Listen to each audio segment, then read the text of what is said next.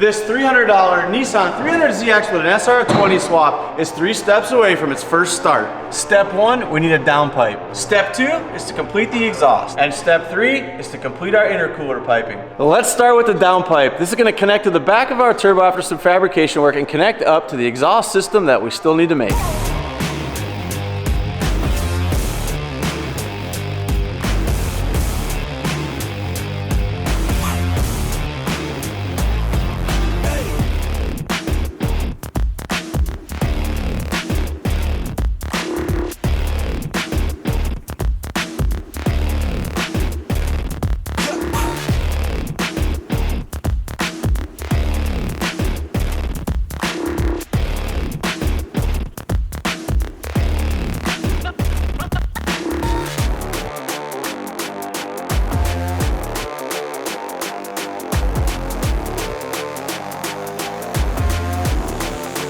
All right, our downpipe is now 2 pieces. The other end is gonna get welded here, but we gotta put a bellows in. We're gonna go ahead and pop this back in, make sure nothing moved after I tacked it together. And then Evan is gonna put the pretty welds on it tomorrow. That guy? Locking in, baby! It's very important to have a bellows in the system because as the engine rocks and vibrates, you wanna make sure that this thing has a little bit of movement so your welds don't crack. So in order to get that on our downpipe, I basically took some measurements and I'm gonna cut on the outsides of this green tape that you see here. And once these cuts are made, we'll be able to insert this bellows right into the downpipe.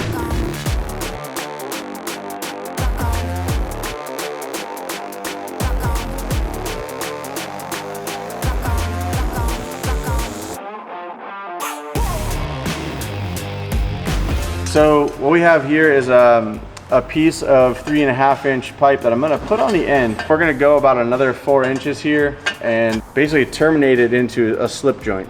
Just trying to keep this as simple as possible. These handy dandy little tack up clamps. This is new, I don't think I've seen this before. Funny enough, got an ad on my Instagram for these things and I was like, oh. So once you clamp it on, there's little windows in here in the clamp and you can just walk over here and put tacks.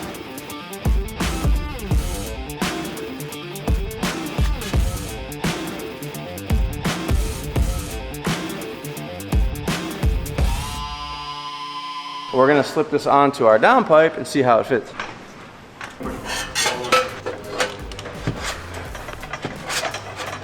Boom. We've got some pie cuts that we got from Vibrant as I showed you guys earlier. We can start to use this to kind of turn the corner here because we got to start heading back to that cutout way back there. We've got all the downpipe all mocked up, all tacked up. Today we're gonna be using our Lincoln Electric 225 TIG. I've got it all set up. I've got the gas on. And we are ready to weld.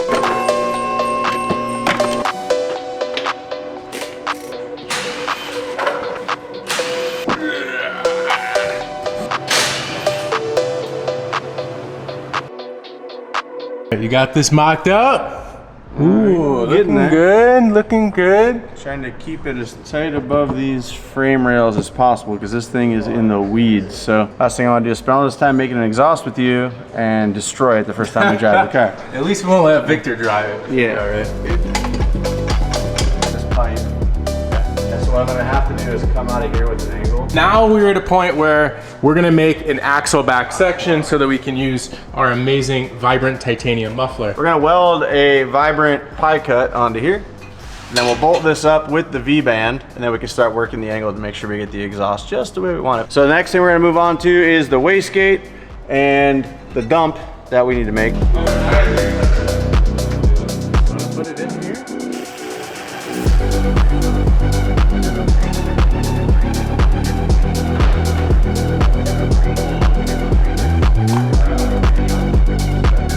What do you think? Dude, I'm Is it good? loving it. Do you like the length?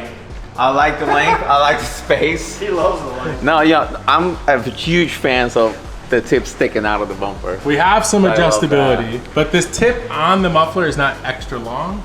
Right. You know what I mean? Yeah, It's more Quinn size. yeah, you know, my style is like all out, all big out. Like my RX-7 stuff is like out here. You know, you can only do so much with Quinn. All right, well, the wastegate dump tube is done. So I think the next thing is I have like feet of welding to do. So we have to take this off. I have to weld all the way around. Yeah, you're gonna be at the bench for a few hours on this And one. Mickey's gonna start the intercooler piping. Yes, I am. Actually, I'm gonna bolt that on. We're gonna bring it down for the first time. You haven't seen the exhaust. No, I haven't. We were working on other things. Dude, I think it's money. Little bit of sticking out. That's perfect, dude. Little bit of angle of the dangle. Now comes the most fun part for me, which is to TIG weld this thing all the way around. So we've got our Lincoln Electric 225 set up. I've got a big M Furic gas lens on here. We've got some stainless steel filler rod, and it's time to weld. So let's get after it.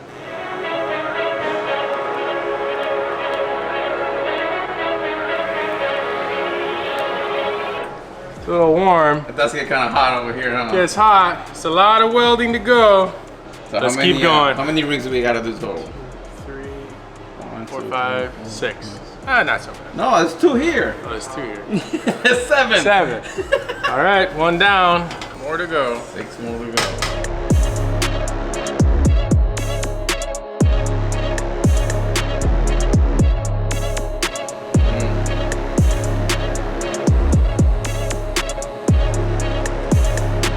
I got the main mid pipe and the muffler section all welded up. The last thing to do is the downpipe. So I'm gonna take my time because you can see this section from the top of the engine bay. I'm gonna do my best to make the best stack of dimes that I can do. What's really nice about all the Vibrant stuff is everything welds really nicely. So I have no excuse but to make this look beautiful. Well, you don't have to make it look beautiful because it's gonna be heat wrapped. We're gonna cut that out because it's not gonna be heat wrapped.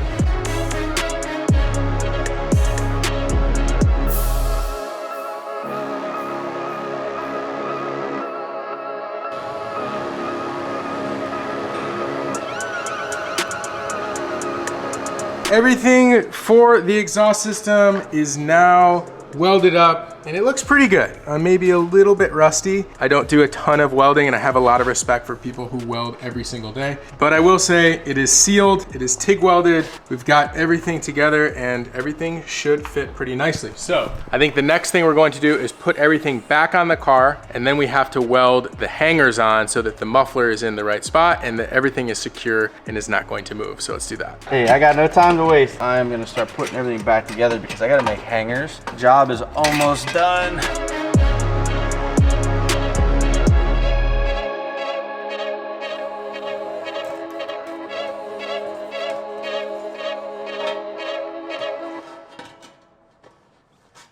We just figured out how to make them reusable.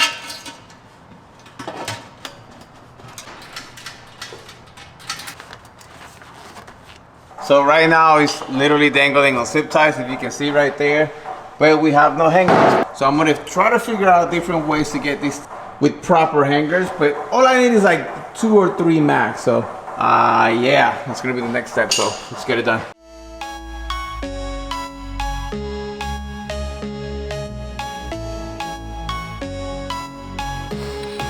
Okay, so I decided to go here. This is what the original exhaust hanger used to be.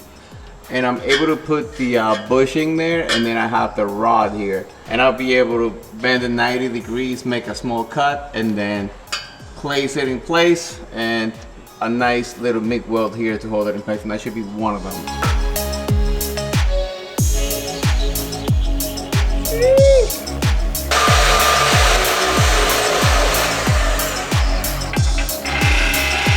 And there's one of them.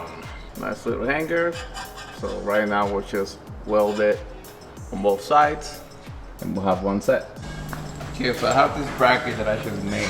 The goal is to make it fit here, and from here we will hang this hanger and do the exact same thing we did on this side, and we'll be able to create the exact same thing on this side.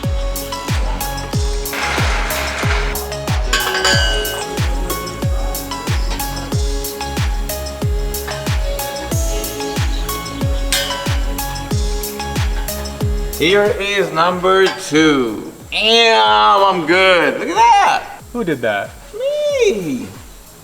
You gonna make that? Yeah, we're gonna make it here and then look over here. Bam. Look at that. And then there's one more or no? And then I'm gonna make one at the very end. Yeah.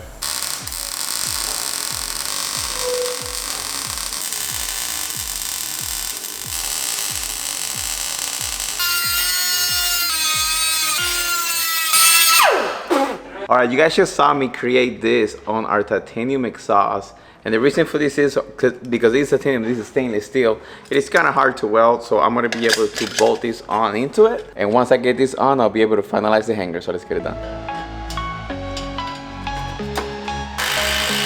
For my next trick, I'm gonna make the last hanger. I'm gonna go right there. I'm gonna make a 90-degree turn, and then I should be able to attach it using a bracket or something to this bolt.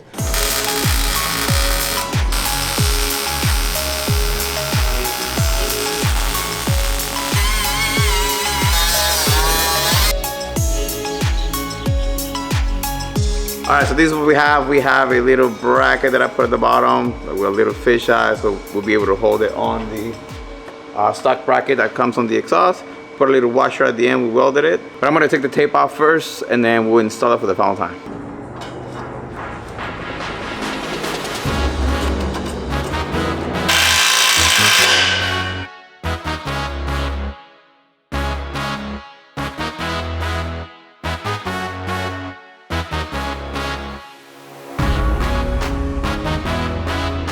I'm gonna go ahead and begin our intercooler piping. It's gonna require us to use some vibrant 3-inch aluminum piping that we've already sourced. I have a bunch of bends here and a bunch of straights. We also have a Grady blow-off valve with a universal blow-off valve mount that we're gonna weld onto the cold side of the piping so it makes all the cool noises.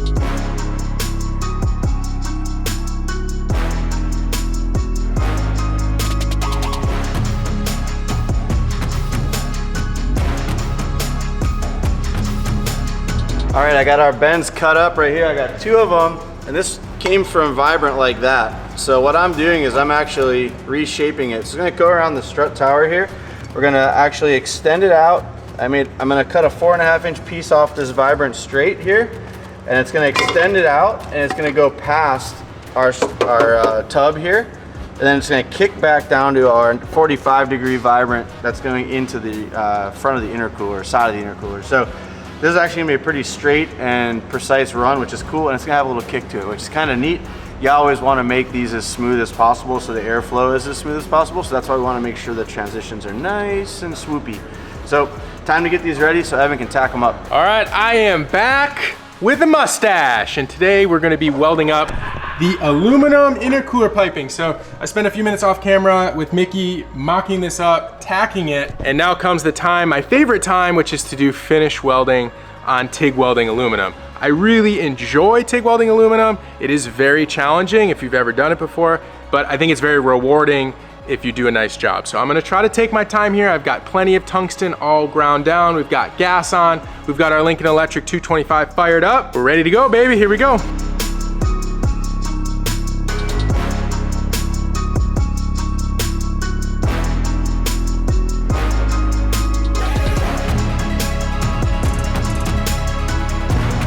The hot side of the intercooler piping is now all welded up. I can give this back to Mickey.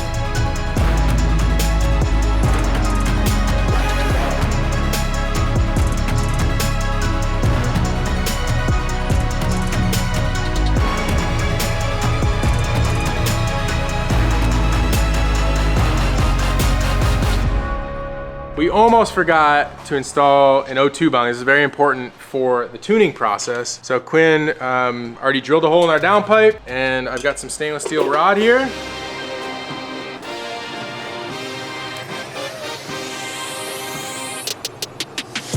Boom, boom. She's done, I'm clocking out. It's the end of the day. We've got the O2 sensor bung welded into the downpipe, which means we can actually install the O2 sensor. Now we're using a CAN O2 wideband kit from Haltech. This guy's gonna plug into the ECU, and we've got a little wideband controller right here. Oh, I've seen this This is before. gonna sort everything out, and then it just makes it all CAN, and then it talks to the ECU, which is perfect. So I'm gonna get our O2 sensor completely installed tight, and then we'll have a fully widebanded SR20. And we're also getting ready to do first start stuff, but we'll get into that in a minute. Let's get this done. So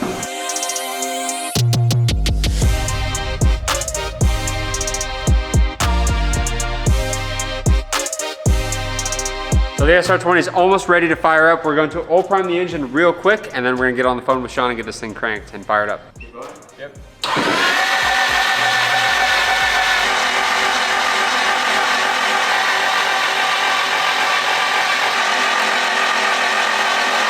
Okay. We've got oil at the turbo, which is perfect. So that means the oil got picked up from the pan, went through the oil filter, went through the cooler, back into the block, and is now feeding the main oil gallery. So I'm gonna tighten this up. We're gonna crank it for probably another 20 seconds just to get everything into the head, and then we'll be done. Big Thurbski, ooh, ooh. Little Garrett G30 770 action, baby. Perfect. So we're just initially keying on just to make sure things are doing stuff. So I've got air temps. All of this stuff isn't set up correctly calibrated for the engine yet because we haven't loaded the base tune. But the fact that we just have injectors and things that are reading and feeding back, which is really good, which is a good sign. So we're gonna get Sean Christensen, tuned by Sean, on here on the laptop. He's gonna load our base map, and then we'll start going through all of the stuff we need to do for the first start. Most of it's pretty much just getting the engine and the ECU kind of on the same page in terms of what the car has. Using this coil setup, this injector setup, we've got these sensors calibrated. We need to make sure that the TDC that the ECU thinks is TDC is actual engine TDC, and then from there we can actually start the car. So, Sean, good morning. So I'm here on the laptop. Everything's plugged in. Everything seems to be responding well. We've got oil going in the engine, which is awesome. So. And when you say built, what does that all entail, I should say? Built for the engine? Yeah. So it's got a 91mm stroker crank, billet main cradle and brace. It's got a piston and rod, stock compression ratio. It's got a port polished head. Can I connect the ECU and key on if that's possible? Yep. So currently the injectors are unplugged and the spark plugs are out of it. We just oil primed it. We've got oil pressure at the turbo.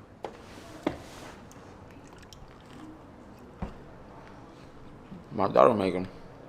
They're good. They're really good. Everything seems to be in sync, so now we're gonna hook a timing light up and spin it and confirm physically that it's correct. Let's do it. Time for plugs. Second drawer, second shelf up on.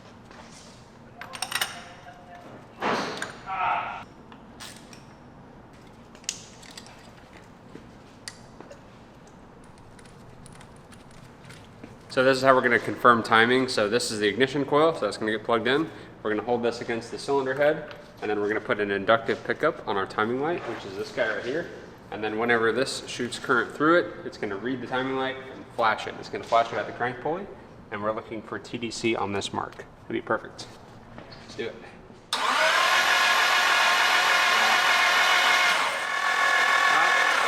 Looks like I'm plus 10 right now.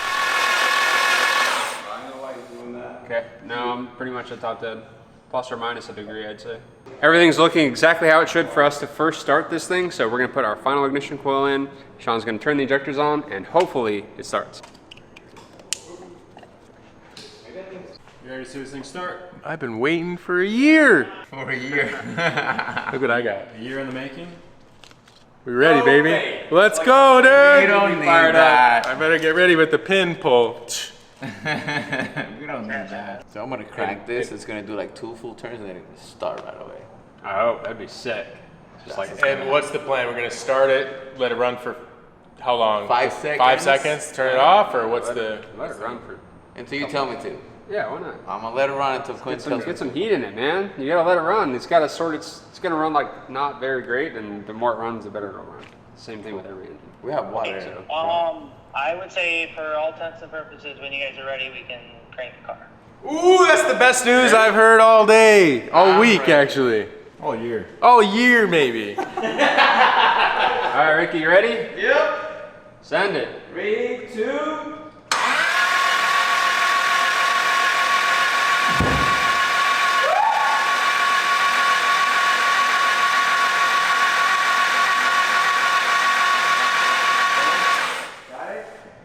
So were the injectors plugged in?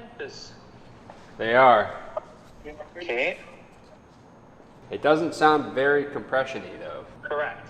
What is going on all with the that? plugs are in and everything? Tight? Yes. Yeah. So everybody close? Yeah, that wouldn't have anything to do with compression though. Did you guys check compression? I have not. We had spark. We have fuel pressure. Injectors are plugged in, right? Injectors are plugged in. It popped out the exhaust. Let me put a compression tester on cylinder 1 and see what our reading looks like. Okay, I disabled the injectors, so. Waited 2 years for Queen a blown engine.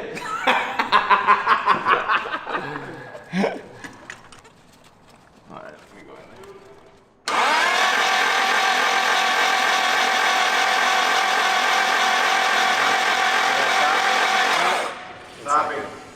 Where is all our compression, boys? That's not good. Okay, well that would make sense. Okay, something's going on in the valve train. I gotta look into this. All right, we need to figure out where all our compression is going. We've got no compression. My lean is toward the top end, so I think the valve lashing is wrong. I don't think it's closing the valves completely. So it's holding the valves a little bit open. It doesn't give it the chance to seat the valve and actually Now, build what is compression. valve latching? Does that mean because the camshaft is too big, or Something, either the cam is too low, the rocker is sitting too low, the shims are too tall, or the valve stem is too tall. So it's not fully closing the valve, would be my guess.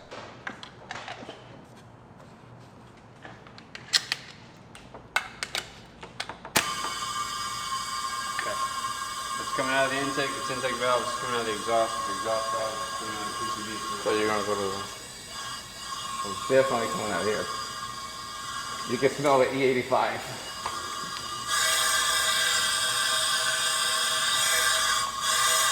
Yeah, that's intake valve. Here's the important part. It should seal. If it doesn't stop. Go slowly. Slowly.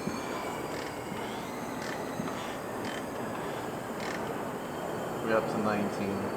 Where's the rest of it going?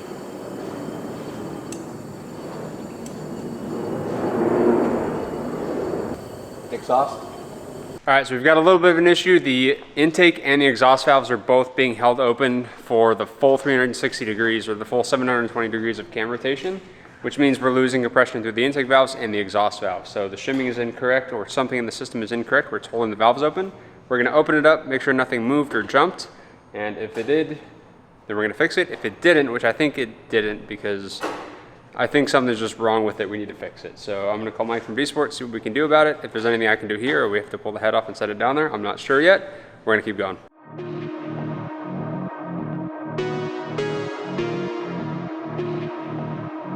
All right, so I just talked to Mike Ferrer from D-Sport. He's the machine shop that actually machined this engine before we put it together, and I had a little bit of a chat with him, and what he was telling me was, one thing I didn't do when I put this engine together was actually compress the lifters. So I put them in a bucket of oil to let them bleed, but I didn't actually crush them. So what we're gonna do is we're gonna pull the lifters out, squeeze them down, squeeze all the oil out of them, drop them back in, and that should fix our lash issue. I'm hoping we can get them out without actually detiming this entire engine.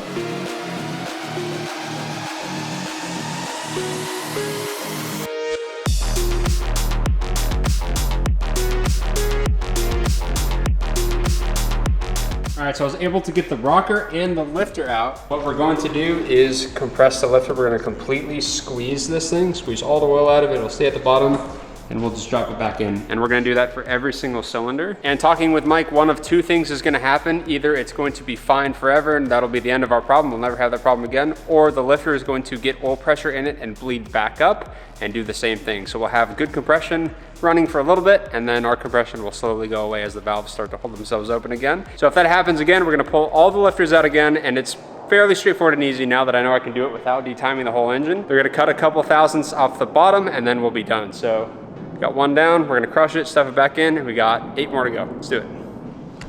7 more to go. 1 done, yeah.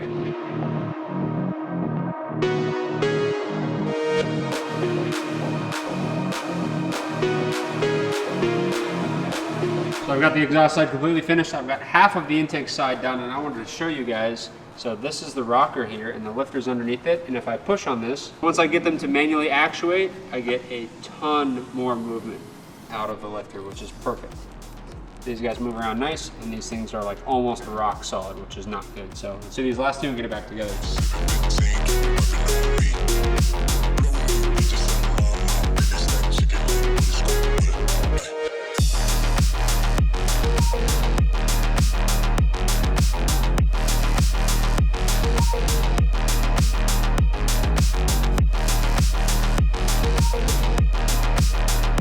I took all the lifters out, got them moving, put everything back together in the SR20, and it's still not enough. So something in the valve train is just too tall. There's just not enough clearance for the rockers and the lifters and all that stuff to move around, so it's holding all the valves open. So I've got all of our lifters here and all of our guide shims here. We're gonna send these down to D-Sport and get them machined. So we'll have some more clearance in the valve train, we'll get it back together, and then we'll start this thing. Let's go.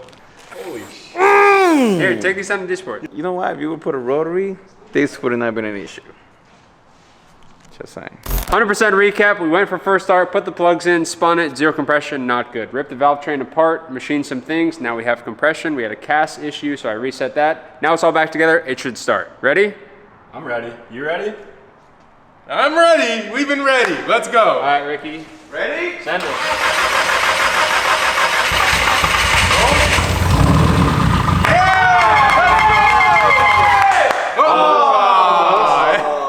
It's trying, it's trying. Yeah. We just gotta let it run. We just gotta let it run. Yep. Yep. 3, 2.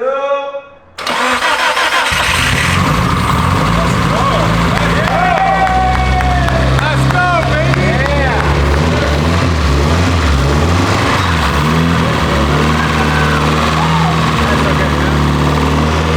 Oh, that's nice. We gotta adjust the idle. It's not a... So we don't have an idle air control valve on this, so the throttle is gonna be the idle, so we need to tune it up. It's not idling right now. Start again, Ricky. Damn, this thing runs smooth.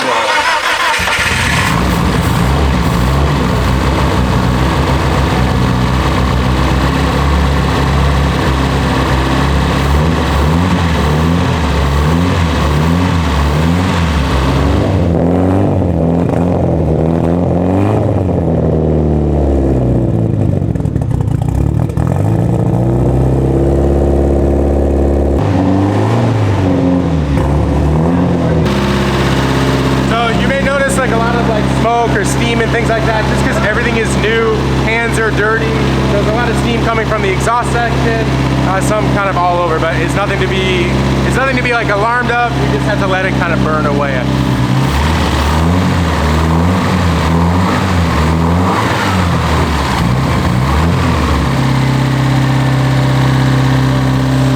That's it, a year and a half in the making. Great job, Quinn. Looks like the motor's running well. We have so much work to do, but I hope you guys enjoy this video. If you guys have been waiting for the 300ZX to start, please drop a big thumbs up. Thank you guys so much for watching. We'll see you in the next one. Peace.